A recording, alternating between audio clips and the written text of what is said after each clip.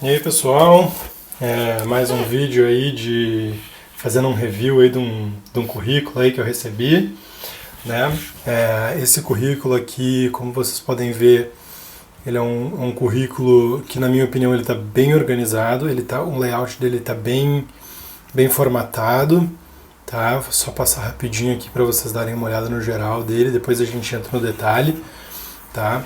Na minha opinião, ele está bem separado, assim, os títulos eles estão bem organizados, tá? O layout dele está bacana, tá claro de entender, o número de páginas está bom, dá para ver que é uma pessoa que tem um background bem extenso, né? Então 3 páginas nesse caso aqui eu acho que são suficientes, mais do que isso já é demais, né?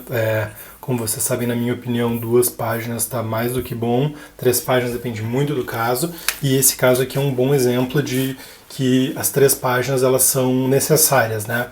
Então vamos lá. Cabeçalho, a pessoa colocou o nome dela, né, que eu apaguei aqui por fins de privacidade, nome dela, currículo vitae, beleza. Já temos aqui uma barra aqui, né, para separar dos dados pessoais. Nos dados pessoais aqui ele colocou nascimento, CPF e passaporte, né? Primeira coisa, aqui tá passport, a gente tem um erro ortográfico, né? Pequeno, mas é um erro. Nascimento, essa pessoa colocou a data de nascimento e o local de nascimento, tá? Na minha opinião, nenhuma das informações são interessantes. No máximo, se ela tivesse colocado a idade, ainda tudo bem.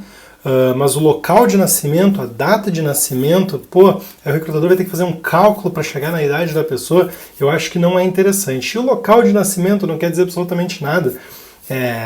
A não ser que tu está aplicando para uma vaga num outro país, e talvez tu ache interessante salientar isso, mas nesse caso aqui, porque como é um currículo que está todo em português, eu acredito que sejam para vagas que estão sendo aplicadas no Brasil, então nesse caso aqui eu acho que não convém ser adicionado nem a data de nascimento, nem o local de nascimento, né?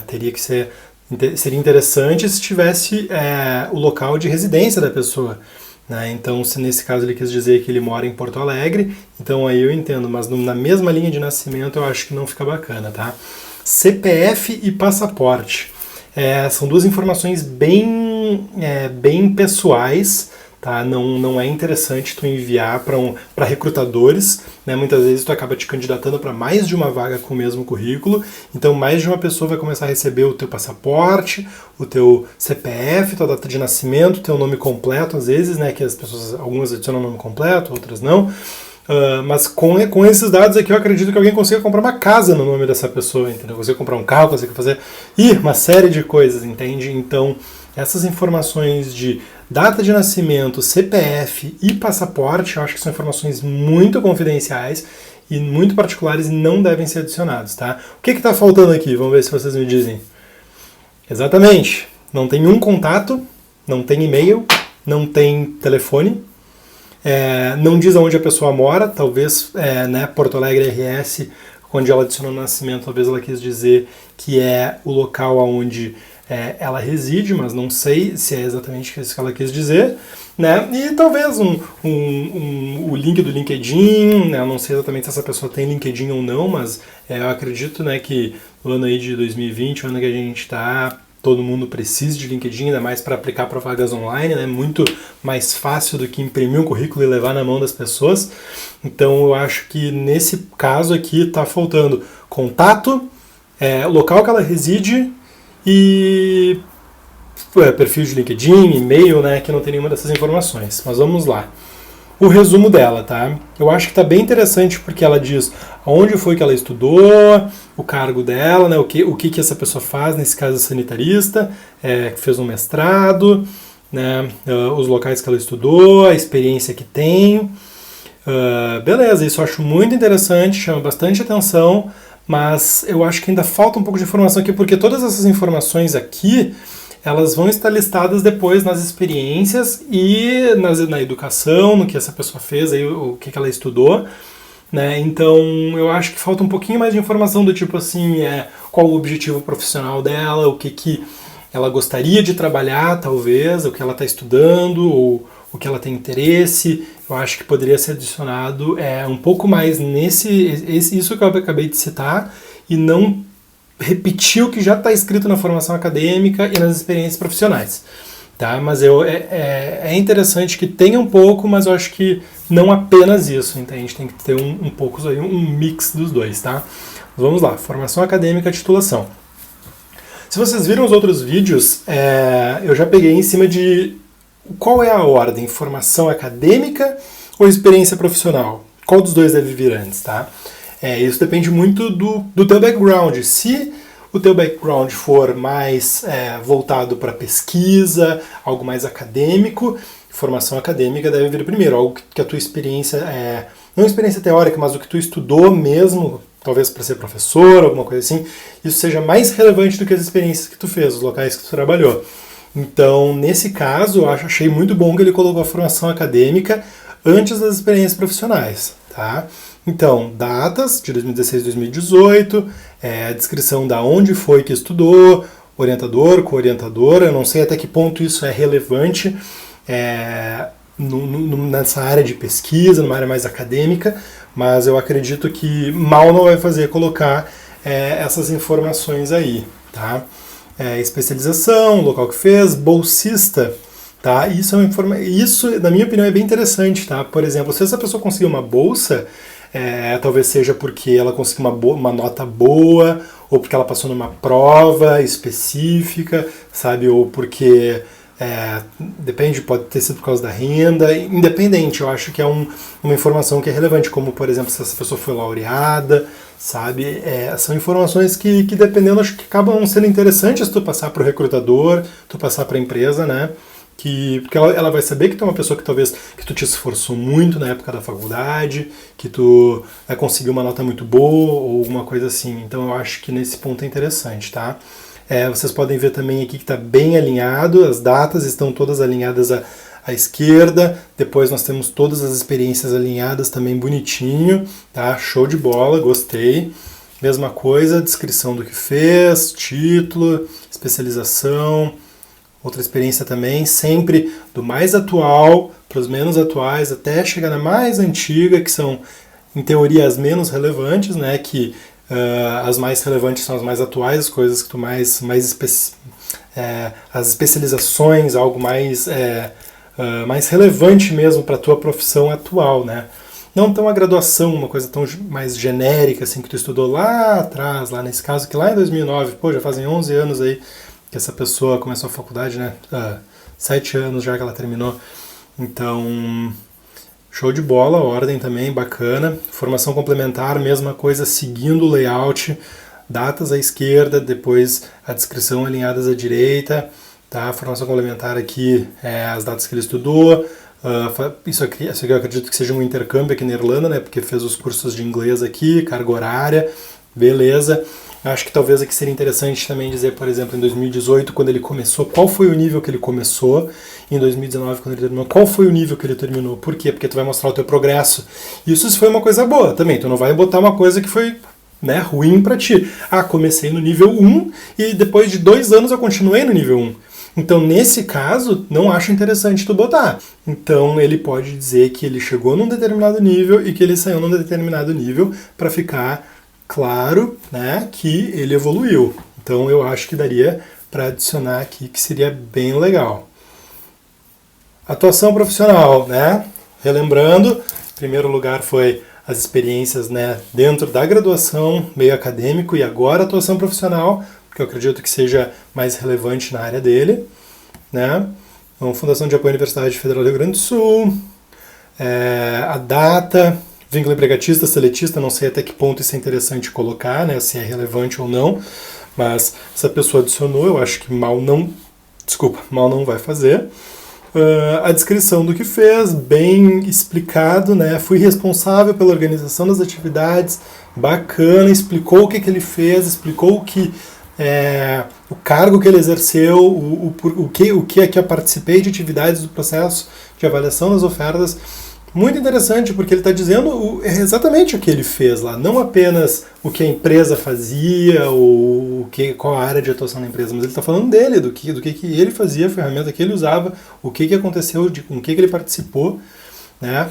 Outras vagas aqui, Hospital de Clínicas de Porto Alegre, mesma coisa, data inicial, data final, geral, né? Não está dizendo o mês que ele começou. Talvez aqui nesse ponto ele poderia adicionar, digamos, foi de janeiro de 2013 a dezembro de 2014, porque daí passa a ideia bem clara de 2 anos, porque de 2013 a 2014 pode ser de final de 2013 a início de 2014.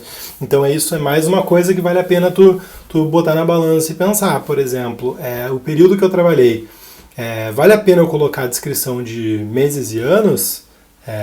Depende, por exemplo, se ele começou no início de 2013 e terminou em final de 2014, eu acho que é interessante colocar meses e anos, porque aqui pode dar, digamos, 1 ano e 11 meses, por exemplo, ou se essa pessoa entrou em final de 2013 e início de 2014, aí nesse caso não bota, porque senão vai só 2 meses, então é melhor tu parecer que são 2 anos, entende? Vai passar um nível um pouco mais sênior, vai dar uma impressão de que tu trabalhou mais tempo lá, que tu estudou mais tempo lá. Mas cada caso é um caso, deve ser pensado bem aí o que vai adicionar, tá? Irmandade Santa Casa, mesma coisa. Carga horária, o que fez, bacana também. Universidade Luterana do Brasil, bacana. Sempre também do mais atual para os menos atuais, tá? Idioma, inglês avançado, né? IELTS é uma prova de proficiência da língua, ou seja, com essa nota aqui tu pode provar que tu fala bem, que tu entende bem, tu sabe te comunicar, tu sabe estabelecer um diálogo, né? Tu não fica simplesmente, digamos, gaguejando, ou tu demora muito tempo a responder, ou é aquele diálogo, né? Um monólogo, pode-se dizer, onde só uma pessoa conversa e a outra só responde, né? Fica parecendo uma entrevista, assim, uma conversa bem chata, assim, né? Para uma das partes. Mas isso é falta de confiança na língua. E essa nota aqui do IELTS, ele garante que essa pessoa tem uma fluência no inglês, né? Que é o caso dele aqui de avançado. Essa nota 7 é uma nota boa. E o espanhol, ele colocou, compreende bem, fala razoavelmente, escreve razoavelmente e lê bem. Ele também, eu achei muito interessante porque ele foi sincero, ele não quis dizer que, porque eu compreendo bem, eu vou colocar que meu espanhol é muito bom. Entendeu? Não, ele falou, eu compreendo bem, mas eu falo razoavelmente. Né?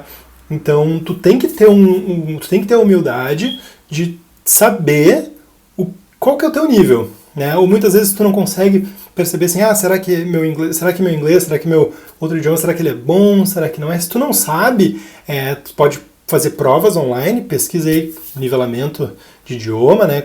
Provavelmente tu vai encontrar dezenas de páginas aí na internet onde tu possa fazer um nivelamento, ou pergunta para alguém que conversa bem, uma pessoa que tu sabe que é fluente nesse outro idioma, conversa um pouquinho com ela e explica, então, gostaria só de saber qual que é o meu nível, por favor, seja sincero, né, e me dá a tua opinião. Tu acha que eu falo bem, tu acha que eu consigo entender bem, tu acha que eu não entendo, tu consegue entender o que eu falo, né, lógico, nesse outro idioma, né, porque às vezes é difícil a gente fazer uma autoavaliação, então se tu pedir uma ajudinha a uma outra pessoa que tu sabe que fala muito bem, ele pode te ajudar, e aí tu basta ter um pouco de sinceridade e ir escrever no currículo, né. Uma coisa que eu vejo muito que acontece demais, acho que é o maior motivo de reclamações aí por parte dos recrutadores para as empresas, são pessoas que mentem no currículo, que colocam lá que o inglês, não, inglês bom, aí chega na hora da entrevista, então, é porque tá enferrujado, inventa uma coisa e distorce, sabe? Seja sincero, porque tu pode chegar na entrevista, a pessoa pode dizer, tu fala inglês bem, então, e começa a falar inglês contigo. Eu já passei por uma entrevista assim, meu inglês não era tão bom na época, eu não conseguia ter uma conversa, manter uma conversa, né? Mas eu conseguia pesquisar coisas na internet, quando eu pegava uma página eu conseguia ler, entende? Mas eu não conseguia estabelecer um diálogo. A pessoa entendeu, me deu uma prova para fazer em inglês, né? Para vaga, então eu consegui fazer a prova porque eu não precisava ficar conversando com ninguém, eram só as perguntas que eram em inglês, então foi tranquilo. Mas se eu dissesse, não, meu inglês é perfeito, era capaz de ele me pedir para responder em inglês, e isso aí seria um problema, e aí ia pagar um vale na entrevista, nossa, ia ser horrível. Então sejam sinceros, não mintam no currículo em lugar nenhum, e principalmente no idioma aqui, que é o lugar onde as pessoas mais tentam enganar os recrutadores, e no fim das contas a gente só está se enganando, né? Porque daí isso aí às vezes acaba te impedindo de querer melhorar o teu idioma. Mas vamos lá. Produções bibliográficas. Artigos completos publicados em periódicos. Essa pessoa citou as pessoas que participaram, né, dessas produções, né? Colocou o nome delas ali certinho. as páginas, uma descrição, beleza, tá em ordem. Isso aqui é uma coisa que eu acho muito interessante salientar. Vocês podem ver que tem esses caracteres meio estranhos, ó. Era para ser uma análise sobre editais para concursos públicos no âmbito do Sistema Único de Saúde, eu acredito que seja. Onde tem acento, ele trocou por esses caracteres zoados. Ou seja, isso aqui não importa qual for o computador do recrutador, da pessoa que está abrindo isso aqui, se é no Word atualizado, se é antigo, não importa, porque isso aqui foi copiado de um local, colado aqui, né, ou a pessoa escreveu, e ela não conferiu o currículo dela antes de começar a enviar para ver que isso aqui estava aqui. Então é muito interessante que tu sempre revise o teu currículo. Tu terminou ele, tá fazendo ele, vai sempre ler do início ao fim, e se atenta, manda para uma pessoa, manda para outra, porque às vezes no teu computador vai funcionar, mas no computador de outra pessoa que não tem a tua fonte instalada, que não usa o mesmo programa que tu usa, né, que não é o mesmo sistema operacional, ele pode não funcionar. Então é muito interessante que tu peça para outras pessoas, pede para um amigo, para mãe, para o primo, para o sobrinho, para qualquer pessoa, entendeu? Cachorro, qualquer um. Dá um jeito para garantir que isso aí tá bom. Isso mostra que tu tem interesse em entregar as coisas certas, entende? Tu não simplesmente fez e entregou, entende? Então nesse ponto aqui vale salientar que essa pessoa poderia ter mandado para outras pessoas, né? Ou aberto num outro programa. E para conferir isso aí estava certinho, né?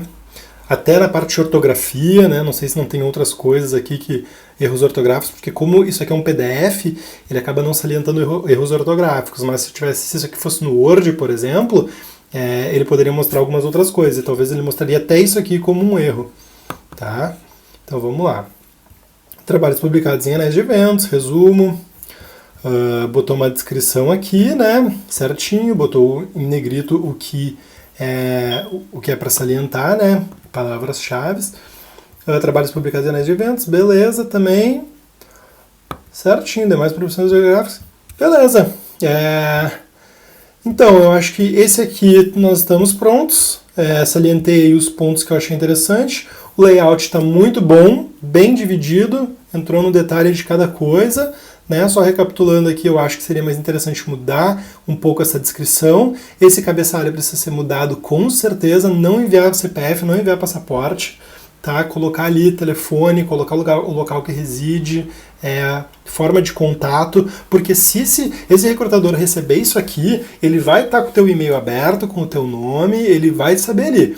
Mas se ele imprime esse teu currículo e depois precisa entrar em contato contigo depois, digamos, de uma semana, ele não vai te encontrar. Então, coloca ali teu contato para facilitar a vida dos recrutadores, que a gente não pode deixar na mão deles, entendeu? Tá? Tu vai confiar que a pessoa lá, se ela quiser te encontrar, ela vai te encontrar. Mas se ela não tiver com vontade, ela não vai fazer questão de te encontrar. E não vale a pena a gente perder ponto por causa de uma coisa que é evitável, né? Então, essas são as dicas aí para esse currículo. Espero que tenham gostado.